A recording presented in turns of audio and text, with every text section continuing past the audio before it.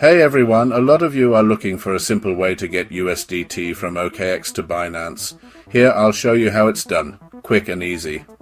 First we log into OKX, go to your wallet and find your USDT. Click on withdraw or whatever it's called for you. Maybe cash out? Now, over to Binance. Find your USDT deposit address, basically the receiving address. Copy the address carefully. Better safe than sorry, right? Back to OKX. Paste the Binance address into the withdrawal address field.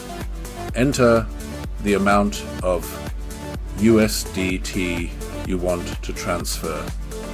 Double check everything, like a penalty kick in the cup final, and then click Submit or Confirm. Finally, you might have to confirm the transaction with your 12-word recovery phrase from OKX. That's it. Your USDT should arrive in your Binance account shortly. Faster than a speeding train. Easy, right? Don't forget to leave a like and subscribe to the channel for more crypto tips. And always keep a cool head while trading. Bye. When you like this video, please subscribe this channel and activate the bell. Many thanks.